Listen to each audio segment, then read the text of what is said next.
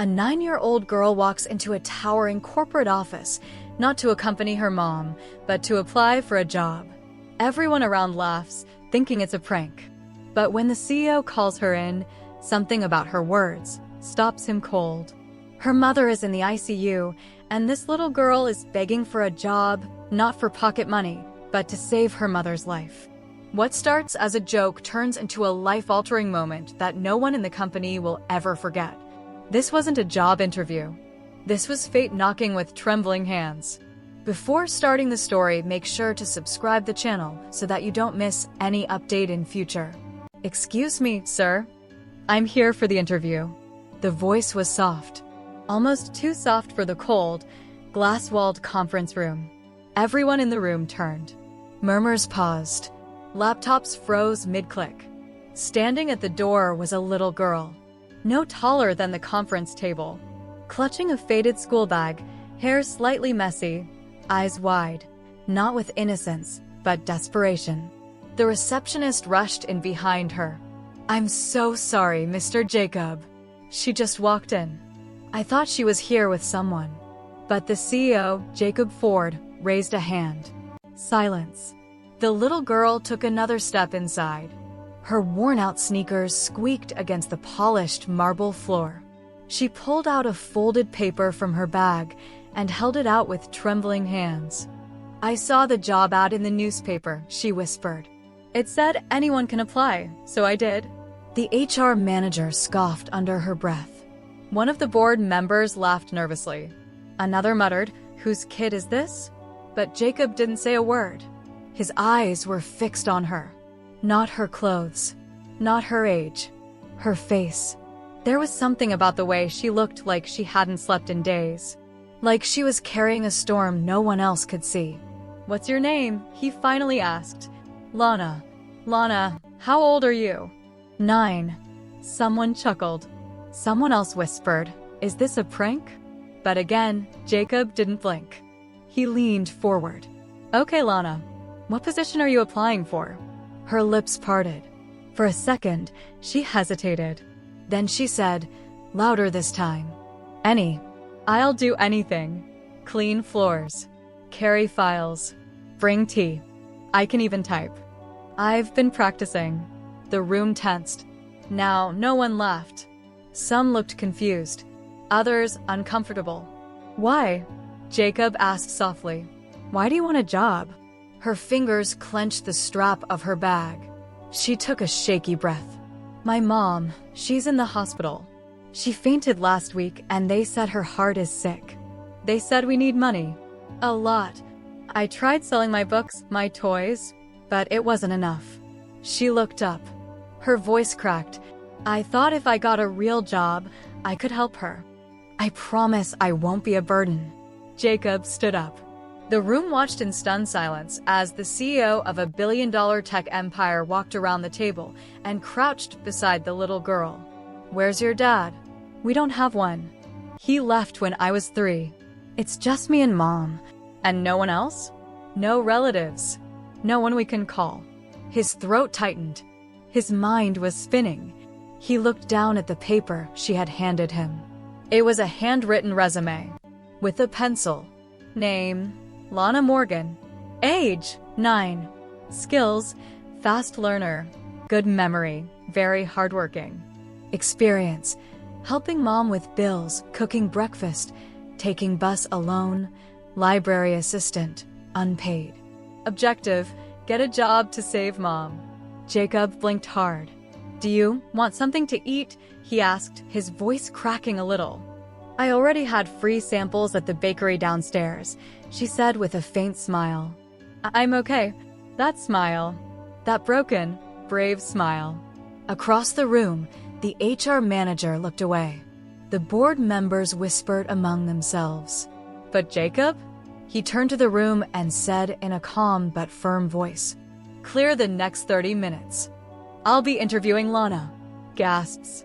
Total silence. And, just like that, a little girl took the CEO's chair. Literally. She sat opposite him, feet not even touching the floor, but spine straight like a soldier. Jacob asked her basic questions, her routine, what she's good at, what she wants to become. And she answered every single one, not like a child, but like someone who's seen too much, too soon. Then she reached into her bag again. I made this, she said, pulling out a drawing. It's a business idea. A food app. You click and it shows you where free food samples are in the city. For people who can't afford to eat. The room went still again. Jacob looked at the sketch. It wasn't polished, but the concept? It was clever. Real. Human. He nodded slowly. Lana, do you know what this company does? You make apps, she said confidently. For people who want to make life easier. He smiled. Exactly. She leaned in. Then can you make mine easier too? That line. It hit everyone like a silent bomb. Jacob looked down at the paper again. Then at her face. Suddenly, this wasn't just a kid with a sick mom. This was someone who reminded him of who he used to be. Alone. Desperate. Fighting. Except she was 9. And, just as he was about to speak, his assistant rushed in. Sir, urgent call from St. Mercy Hospital. It's about her mother. Lana's eyes widened. She dropped her bag and ran to the phone. Is she okay? Please, tell me she's okay. Jacob grabbed the receiver. Put it on speaker. A nurse's voice came through. We've stabilized her for now, but she needs surgery within 48 hours. We're waiting on insurance. Lana's voice broke. We don't have any. Silence. Everyone looked at Jacob. He looked at Lana. And then he picked up his phone, turned to his accountant and said, whatever it takes, cover it. Lana froze. Her lips trembled. But why did Jacob react like that? Why was he so affected? Was this just sympathy, or was there a secret even Lana didn't know? Lana didn't move. She just stood there, frozen, her small hands trembling at her sides. Her lips parted as if she wanted to say something, anything, but no words came out. She had walked into that building alone, thinking she'd leave with nothing. But now, a stranger had just promised to save her mother. Jacob hung up the phone and looked directly at her. There's nothing you need to worry about, he said gently. Your mother is going to get the surgery. You have my word. Lana blinked slowly. But why? A single, honest question. Why would a CEO, someone so powerful, so far removed from her world, suddenly decide to help a random little girl who wandered into his company? Jacob opened his mouth, then closed it. The answer wasn't simple. He turned to his assistant. Cancel everything for the day. I'm taking Lana to the hospital. The boardroom erupted. Jacob, are you serious? You can't just leave in the middle of a... This is highly unprofessional. But he cut them off with a glare that silenced the room. I wasn't asking. He turned to Lana again and knelt in front of her, his voice softer now. Do you trust me? She nodded slowly. Then let's go. As they walked out, whispers filled the office. Phones paused mid-scroll. Eyes widened. No one could understand what had just happened, why the richest man in the building walked out with the poorest child in it. The elevator ride was quiet. Lana stood beside him, clutching the strap of her bag, still in shock. You don't have to do this, she said quietly. I just wanted a job, not charity. Jacob looked down at her with a strange expression, not pity. Something heavier. Who said this is charity? He asked. You applied for a job. Maybe you're the only one today who actually deserves one. Lana didn't respond. She just kept staring at the red numbers on the elevator wall as they descended. Ding. The doors opened, and the two stepped out into the sunlight. A black company car was already waiting. As they drove through the city, Jacob couldn't stop glancing at her. The smallness of her, the stillness, the unnatural calm in her face. Children her age should have been laughing, running, worrying about cartoons, not hospital bills. He wanted to ask her questions. How long her mom had been sick, what they'd eaten last, if she'd gone to school this week. But he didn't, because something told him she'd already had to answer too many questions lately. Instead, he said, Do you want to listen to music? She gave the faintest smile. Do Do you have Taylor Swift? He chuckled. Of course. He played The Best Day, and as the soft melody filled the car, Lana closed her eyes and leaned her head against the window. She looked like a kid again. But Jacob's mind was elsewhere. Memories he'd buried for years began clawing their way to the surface. He remembered sitting outside a hospital once, knees scraped, stomach empty, waiting for news about someone he loved. He remembered making promises to himself, if I ever make it big, I'll never forget this pain. But he had, until today. They reached the hospital. Lana jumped out before the car had fully stopped. Jacob followed as she darted through the sliding doors, straight to the nurse's desk. I'm here to see my mom, Emily Morgan. The nurse looked up. Room 217. She's stable. Go ahead. Lana ran. Jacob stayed behind, speaking quietly with the billing department. He handed over his card. Told them not to ask the girl anything. Not for payment. Not for paperwork. Just save her mother. When he reached room 217, he stood at the doorway, watching.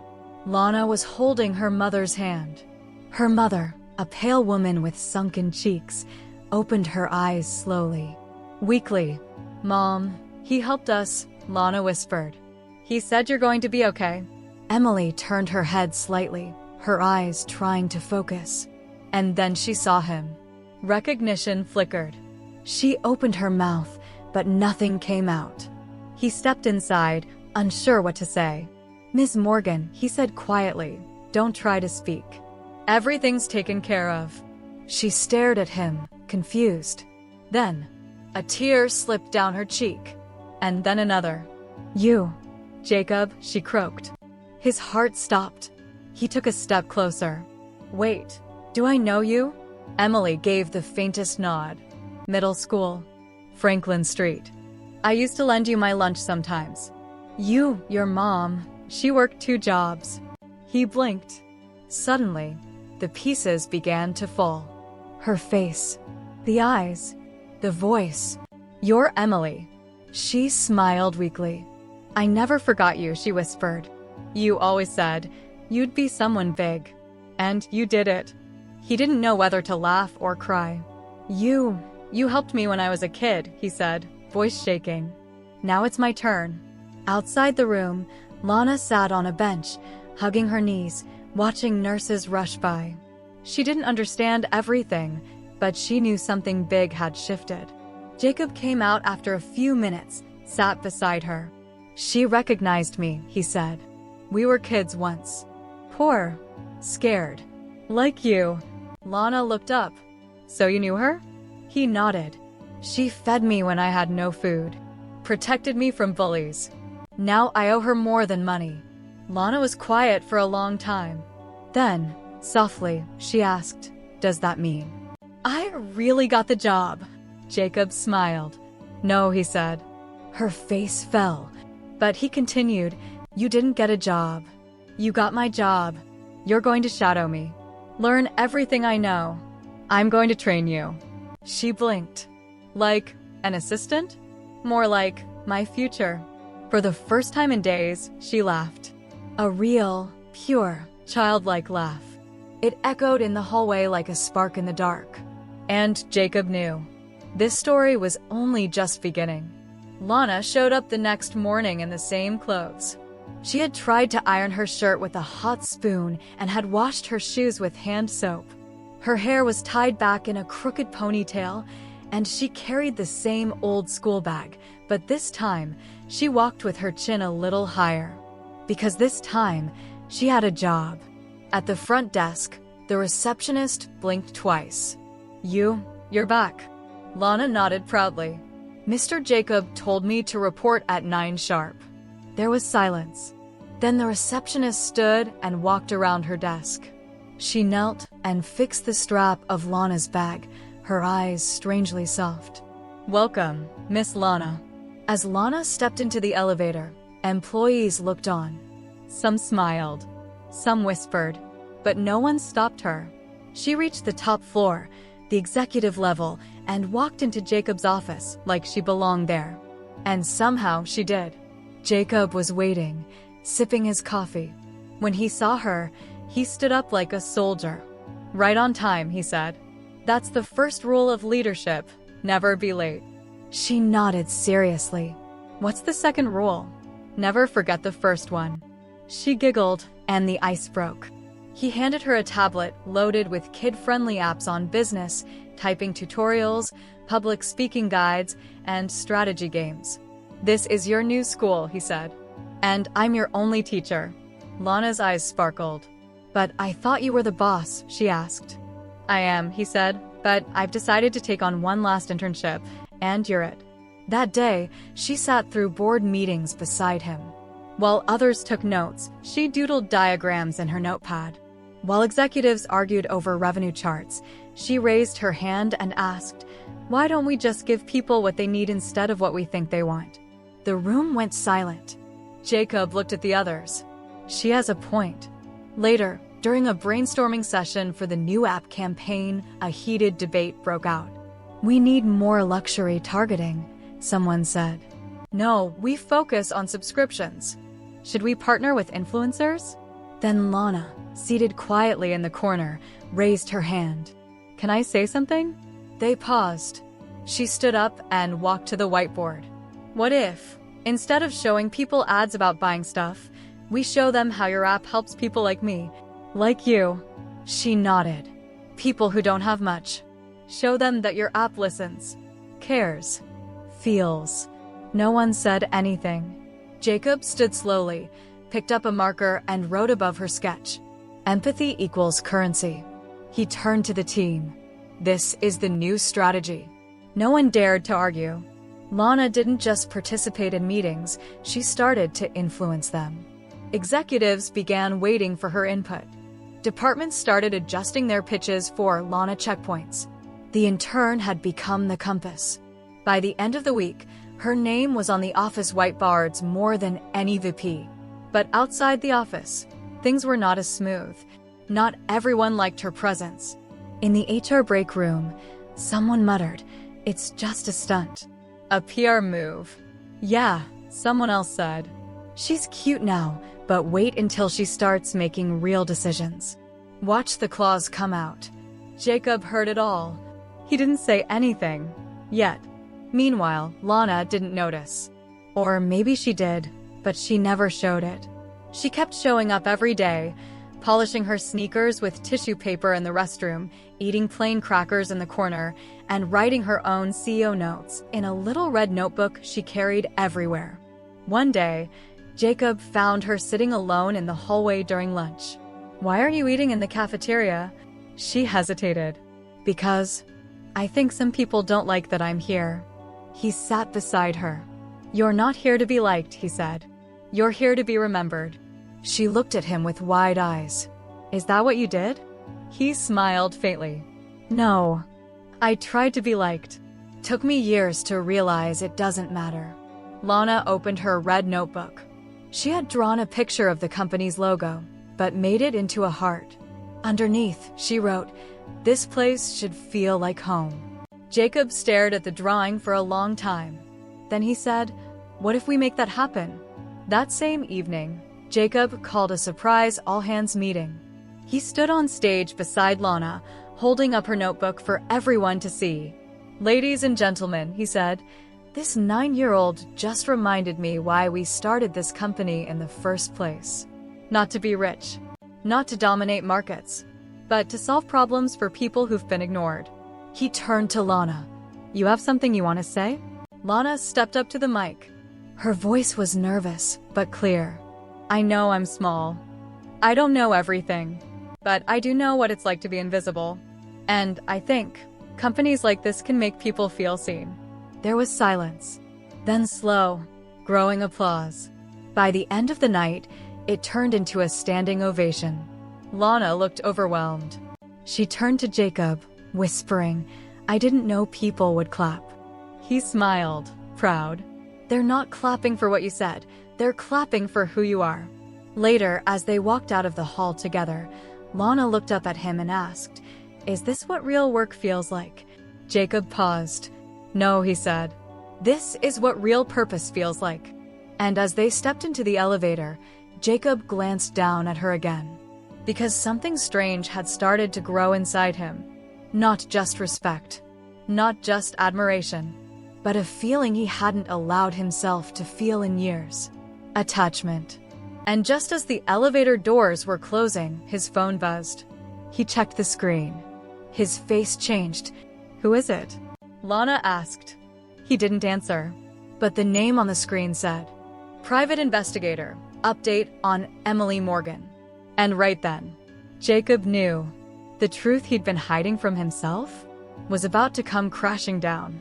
The elevator ride was silent again, but this time it wasn't peaceful. Lana stood beside Jacob, happily humming the song that had been playing in the hall just minutes ago. Her innocent voice echoed faintly against the steel walls. But Jacob, he was somewhere else entirely. His hand gripped the phone tightly. The words "private investigator" flashed like a siren in his mind. He had hired someone days ago not to spy, but to confirm. To confirm a feeling that had crept into his chest the moment Emily had looked him in the eyes. When she said his name, something had shifted. And now, whatever truth he'd been running from, it was about to crash into his perfect, structured life. He didn't want Lana to see the look on his face, so he smiled. A forced, stretched kind of smile. "You did amazing today," he said. She beamed. "You think so?" "Absolutely. You might be CEO by next year." She laughed. "Deal. But only if I get Fridays off." "Fridays off? That's non-negotiable." They both laughed. But inside Jacob, something broke a little. Because if the report he was about to read said what he thought it would say, everything would change. Back in his office, Lana sat at her tiny corner desk, drawing, humming, sorting colored sticky notes into good idea and bad idea piles. Jacob stepped into the private restroom, shut the door, and finally opened the message. The investigator had sent a full document. Background check. Birth certificates. Family records. Jacob scrolled, his heart pounding. Name: Emily Morgan. Age: 34. Last known address: Southside Shelter. Occupation: former waitress, freelance housekeeper. Child: Lana Morgan, age 9. Father: unknown. No record listed. He blinked. His hands were sweaty. He kept reading. And then, his eyes locked onto one scanned form. A birth certificate. Under the field father's name, it said. Jacob Ford. He staggered back. The phone slipped from his hand and hit the marble floor with a loud crack. He stared at it, then stared at the sink, then the mirror. His own face stared back at him, pale, sweating, terrified. Lana, the little girl who walked into his office like a stranger. She wasn't just a reminder of his past. She was his past. His blood. His daughter. He gripped the edge of the sink. He couldn't breathe. No, this can't be real. It's a mistake. She would have told me.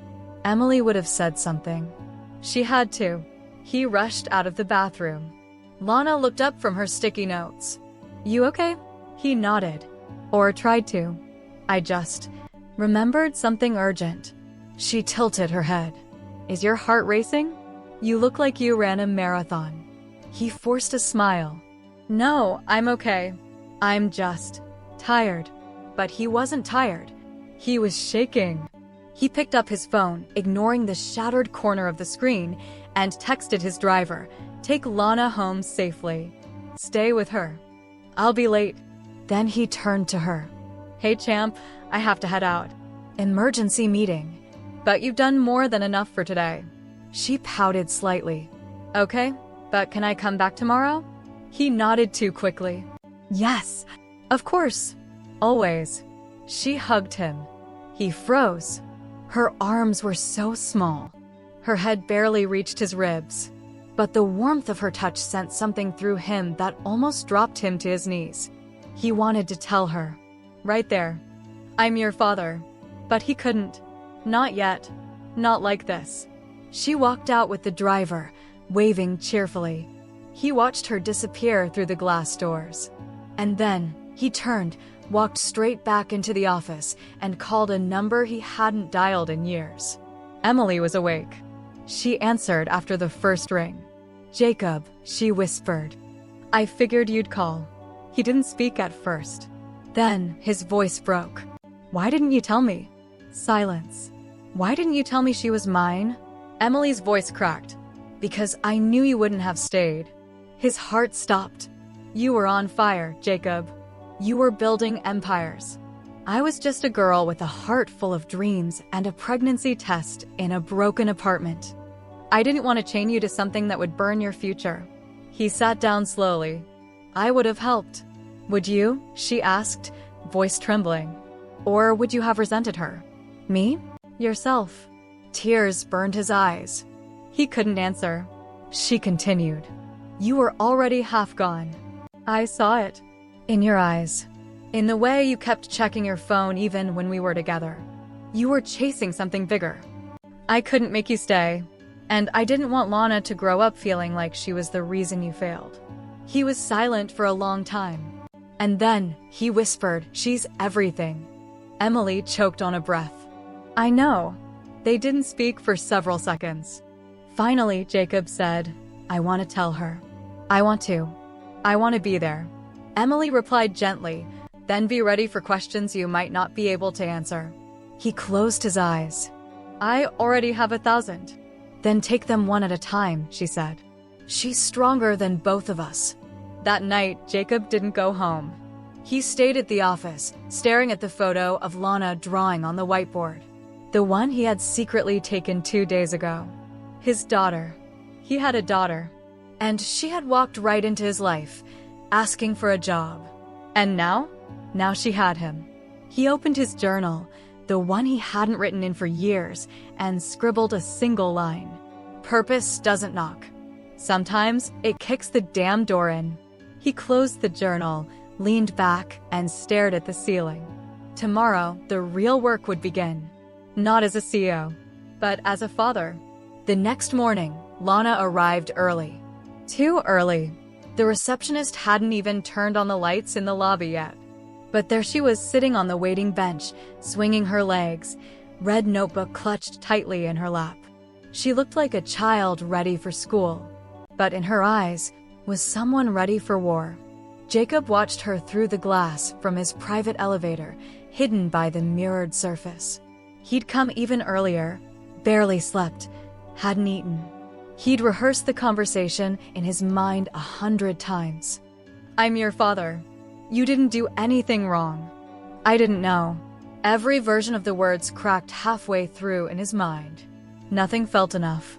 The elevator doors opened with a soft ding. Lana looked up.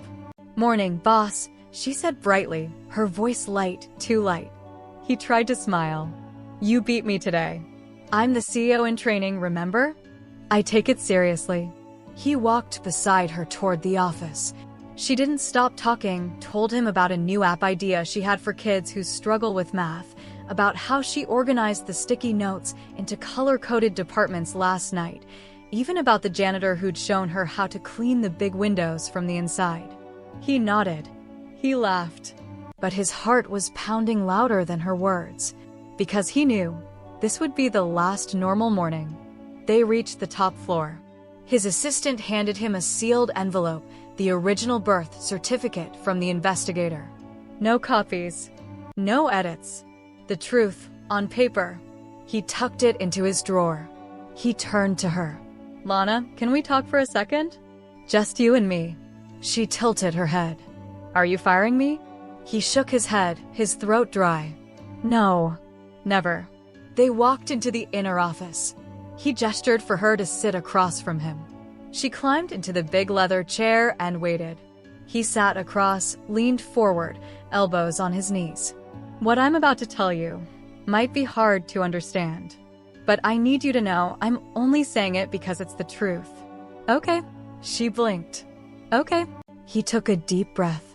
"Lana, I knew your mother. A long time ago. Before you were born." Her eyes widened slightly, but she didn't interrupt. "I didn't know she had a daughter. I didn't know she had you. Until recently. I had a test done. A background check. And it confirmed something. Silence. Jacob reached into the drawer and gently placed the envelope on the table. Her eyes darted to it. He slid it across to her, but she didn't open it. She just looked at him. "I'm your father, Lana." The air left the room. Her hands didn't move. Her lips parted, but no words came out. She stared at him as if trying to recognize something familiar that had always been there, and yet never noticed. "No," she said softly. "I didn't know," he whispered quickly. "Not until now. If I had." "No," she repeated, firmer. She stood. "Why didn't she tell me?" she asked, more to herself than to him. "Why didn't anyone tell me?" Jacob stood too. "I think she wanted to protect you. Maybe even protect me. But I want you to know that now that I know. I'm not going anywhere." Lana shook her head. "You lied to me." Her voice was shaking now. "You sat next to me, laughed with me, let me call you boss, and the whole time," her voice cracked, "you were my dad?" He reached out, but she stepped back. Tears welled up in her eyes, but she fought them hard. The fire in her chest was stronger than the storm on her cheeks. "I trusted you." "I'm still me," Jacob said softly. "Nothing's changed." She looked at him like he'd just slapped her. "Everything's changed," she whispered. And then she turned. She ran out of the room, through the office floor, past the confused assistants, down the elevator. Jacob didn't chase her. Not yet. Because this time, she needed space. Not orders. Not solutions. Just air.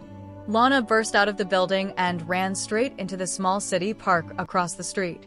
She dropped onto a bench and finally let the tears fall. Big, heaving sobs, the kind only kids can cry, with no filter, no pride, just pure heartbreak. She wasn't just angry. She was broken. For 9 years, she had imagined her father as a blur. Someone faceless. Maybe a soldier. Maybe a traveler. Maybe dead. But never this. Never someone who sat across from her and didn't say a word. She pulled the red notebook from her bag. Flipped to the back page. She'd once drawn a picture of her dream family. A mom, a dad, and a dog. Holding hands. Big smiles. Now she drew a big black X over the dad. Then over the dog. Then she closed the notebook and held it tight to her chest. Back at the office, Jacob stood at the window, watching the street. He could barely see her on the bench, a tiny figure in a huge world. His assistant walked in quietly. "Should we call someone?" He shook his head. "No. She needs to decide." Just like I did. Hours passed. The sun dipped low. Then, footsteps. Tiny, determined footsteps. She walked back in, face red, cheeks blotchy, but eyes focused. She didn't stop at the receptionist. Didn't ask permission. She walked right into his office. He looked up, heart in his throat. She stood across from him. "I don't forgive you yet," she said. "But I don't want to lose you either." His eyes burned. "You don't have to forgive me," he said. "You just have to let me earn it." She nodded. "But no more secrets," she said sharply. "From now on, I get to ask whatever I want. And you tell me everything." "Deal," he said instantly. "Even the embarrassing stuff." He chuckled, a tear falling. "Especially that." And for the first time since the truth broke open, they both smiled. Not because the pain had gone, but because they were finally walking through it, together. A week had passed. Not much had changed in the office, but everything had changed between them. Lana still arrived early. Still wore her now iconic red notebook like a badge. But now, when Jacob saw her walk through those glass doors, he didn't see a stranger with a brave heart. He saw his daughter. He still couldn't say the word out loud easily. Not in public. Not in meetings. But in his heart, it had rooted in deep. Lana wasn't just part of his life now. She was the meaning of it. She called him sir in front of the staff. But when no one was around, sometimes it slipped. "Dad, can I use your tablet?" "Dad, I think your tie is crooked." "Dad, you didn't eat your lunch again." Each time, his chest cracked open a little more. He'd missed 9 years. He wasn't about to miss another second. That Monday, the office buzzed with tension. The company's investors were visiting. It was the annual performance review, the day when numbers mattered more than emotions, charts weighed heavier than hearts. But Jacob didn't care. He had made a decision. A bold one that would change the future of the company and the future of a little girl sitting quietly beside him. The boardroom filled early. Suits, laptops, polished shoes and sharp eyes. The big screen glowed with slides. And then the door opened. In walked Jacob, followed by Lana. Whispers buzzed. One man actually muttered, "Is this bring your kid to work day?" Jacob stood at the head of the table. "No slides today," he said. "No spreadsheets. I've brought someone who will present the future." He stepped aside. All eyes turned to Lana. She didn't hesitate. She walked to the head of the table, pulled out her red notebook, and placed it in front of her like it was gold. Then, with her tiny fingers, she flipped it open and began. "Hi, I'm Lana. I used to live in a 2-room shelter. Then I came here. I thought this company made apps, but I learned something different." She paused. "This company makes choices." People shifted in their seats. Lana continued, her voice calm but strong. "You can choose to chase money, or you can choose to change lives. You can choose to beat the market, or you can choose to beat the clock for people who are running out of time." She glanced at her father. He looked like he was holding back a hurricane of pride. "I was a problem no one wanted to deal with, but someone did. And now? Now I want to help this company deal with the problems no one else wants to touch." She pulled out a drawing. It was rough, just pencil on paper, but it showed a new app interface. "This is real help," she said. "It's not about buying things. It's about connecting people who need with people who have. You don't donate money. You donate minutes, skills, time. You get a call from someone who needs to talk. You offer tutoring, legal help, groceries." The room was frozen. No AI, no algorithms, just people helping people. A silence fell so deep you could hear the hum of the AC. Jacob finally stepped forward. "I know some of you think this is insane," he said. "Letting a kid pitch an app. But this kid reminded me why I started this company, to make a dent in the world. Not just the market." He placed his hand on Lana's shoulder. "This is not a side project. This is the next chapter. And she's going to lead it." Somewhere at the end of the table, an investor raised his hand. "Are you serious?" Jacob looked at him dead on. "I've never been more serious." There was a beat. Then another voice said, "She's got more courage than half the people in this room." Another muttered, "That idea's actually genius." And then someone clapped. One, then two. And soon, the room filled with applause. Lana's eyes widened. She looked up at Jacob, overwhelmed. "Was that real?" she whispered. He leaned down and whispered back, "You earned every second of it."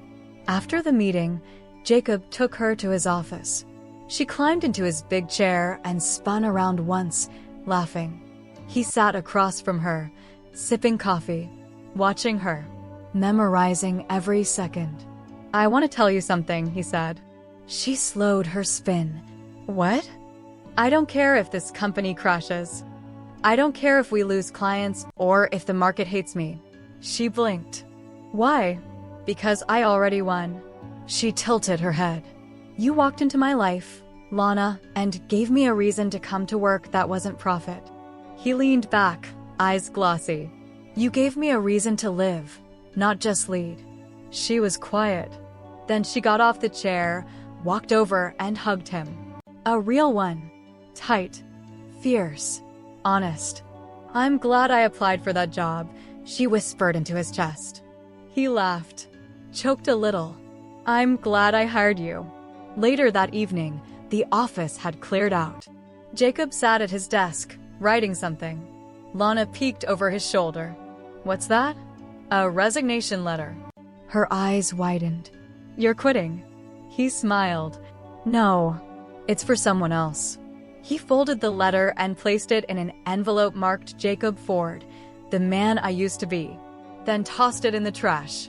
You can't lead a company if you're running from your life. Lana nodded seriously. That's a CEO thing? He smiled. No, that's a dad thing. They both laughed. Outside the office window, the city lights blinked like stars. Inside, a broken man and a brave little girl sat side by side, not as boss and intern, not as rescuer and rescued, but as father and daughter. The kind of family no resume could explain. And for the first time in forever, both of them felt whole. Sometimes, life doesn't knock politely, it storms in through unexpected doors.